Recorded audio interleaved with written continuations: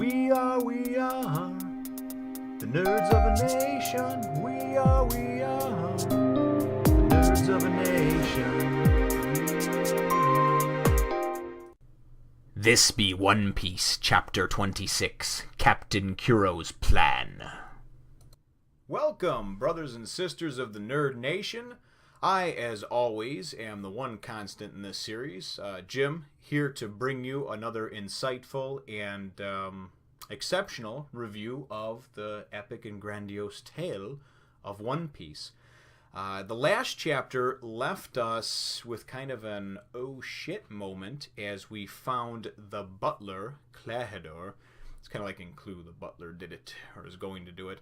Kurahadol has been found by Luffy and Usopp having a secret meeting with the character we were introduced in the last chapter to, Django the hypnotist.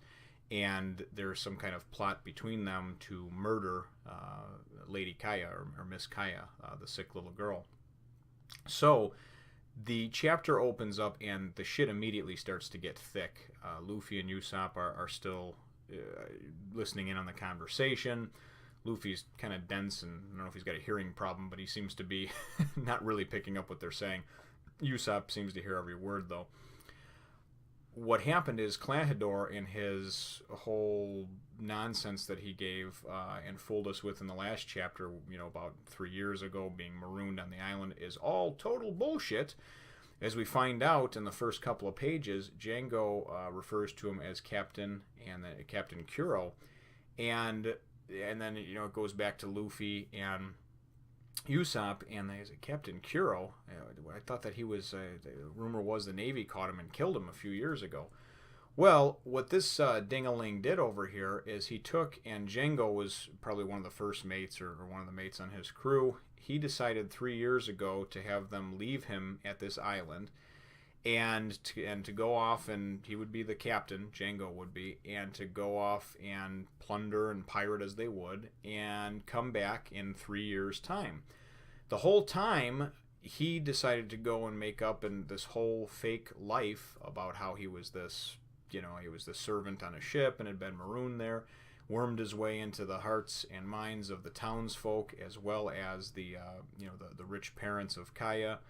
We find out that in some way also he was responsible for their murder and is now planning to have Kaya murdered. But he doesn't want to refer to it as murder or killing her. He wants it to look like an accident. We also find out that the plan is, because Django, says, okay, we'll take care of her, we'll attack tomorrow and then we'll kill Mistress Kaya. And he says, no, you have to, before you kill her, you have to hypnotize her, and you have to get her to write out a will that says, I leave everything to my faithful butler, Kurahadol. I've served the family faithful for 3 years and built up trust within the community with my whole facade, so everyone will believe that that's what she did. And Django says the obvious that I was thinking too. He says, why would you do this for 3 years when, we can just plunder and pirate and take what we do as pirates, right, and steal? And he says, well, this is kind of his version of like playing it straight. He goes, this way, when the Navy doesn't know who you are, they're not chasing you around. They're not trying to, when you're a pirate, you plunder and steal, but you can't just stay forever where you plunder and stole from. You're constantly on the move, and so he explains, he says, so now you're going to get your fair share of spoils and riches from pillaging this town. However, you're the captain, you're in charge of it. I am not Captain Kuro anymore. I am Kurahadol, this butler, and he's basically pulled this 3-year scam so he can inherit the wealth and riches of this family, of Kaya's parents that was left to her, and then he can, I guess, live out his life wealthy but not being a hunted man. So it flashes back, or shows back in the next panel, Luffy and Usopp is like, just son of a bitch, like he just heard everything, and Luffy's like, I couldn't really hear what they were saying. It seemed kind of like they were mean or whatever. Usopp says, yeah, I heard everything. They're planning on killing Kaya, and they've got pirates. They're going to attack the village tomorrow. So Luffy goes and does what Luffy does, and just the obvious, or the exact opposite of what I would do, he does. He just jumps up and he goes and yells out, hey, you guys, don't kill Kaya. So they look up and, what the hell? And they wind up getting up to them very quickly. Kuro or Captain Kuro or whatever you want to call him, Kurahadol, and Django the hypnotist, and he instructs Kurahadol instructs Django to hypnotize them. So he goes and he does his, I'm gonna count to 1, 2, I'm gonna spin this ring around, and then when I say 1, 2, and Django, and then you're gonna fall asleep. Well, as he goes to do that, Usopp turns and away from him and ducks down, kind of tuck and roll, and is not affected by it. Luffy, after he says 1, 2, Django, is just slumped over and just out cold. So he's out cold, and then he pretty much just starts like sleepwalking off the edge of this embankment or this cliff or whatever that they're up on. He winds up. Usopp tries to reach out and grab him, but can't get to him in time. He falls over, doubled over, and basically lands right on his head. And Kurahadol and Django, they look and they say, well, there's no way. He probably broke his neck. He had to have broken his neck. They don't know, of course, that he's a rubber man.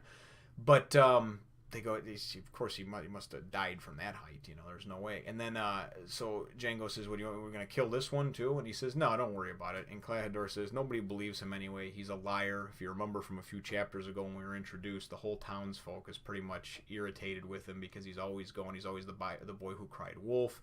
And he's always going and saying, the pirates are coming, the pirates are coming. So Kurahadol says, you know what, just let him live. It'll be his own punishment. Nobody will listen to him. He's a loser. Just let him be. So he winds up, Usopp thinks Luffy's dead. He goes running off back towards town.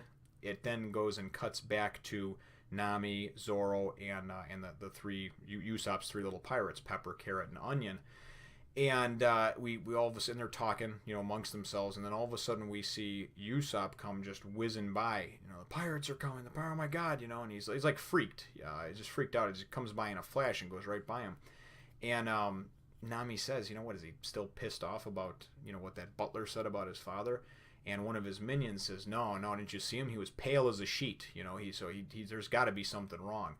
So Zoro says, yeah, I would have thought Luffy would have been with him, and now he's starting to be concerned for Luffy. And he says, where's this beach? Point me in the right direction. They said, oh, we got to go to get to the captain. The captain's pirates are going to come and help him, the captain's crew. And Zoro says, yeah, great, whatever. Just point me to where the beach is, So that's what, winds up happening in that whole, everything that transpires in that panel, that scene. It then goes and flashes to the townsfolk, and they're pretty pissed off because they're like, this is the second time today Usopp is running through the town talking about pirates, and Usopp's going, no, please, you gotta believe me, there's pirates coming, there's pirates. So it then goes and shows us, because the pirates have been anchored offshore for a week now, waiting for this plan to unfold, and now it's finally time. So it then ends the chapter and the volume with the former captain, Kurahadol, which was Captain Kuro, addressing the now captain, Django, and then, of course, all the pirates, and saying, hey, you guys listen to me, and it's going to pay off for you.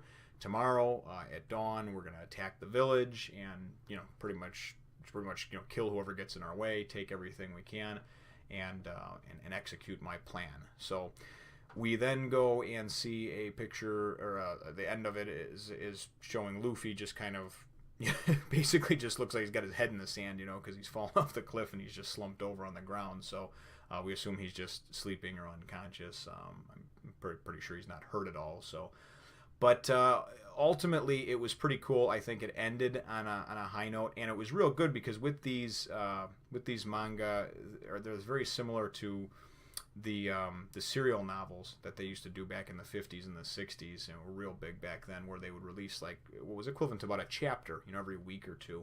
So it's really cool to know that these come out every week, and certainly I've got plenty of source material to go from here. But if I didn't, I would be just sitting there chomping, just chewing my nails for the next week, going, what is, what's going to go on? This, the shit's about to hit the fan. So let me know what you think, brothers and sisters of the nation, in the comments down below. Leave a like if you do so desire. They're always welcome. And subscribe if you haven't done so yet. So we will catch you in the next one, and we will start Volume 4. Have a good one, nation. Thank you, brothers and sisters, as always, for watching my videos, subscribing, liking, commenting. Feel free to take a look at some of the other videos that I have up here, and subscribe if you haven't already. Spread the word and bring others into the Nerd Nation, and we'll catch you in the next one.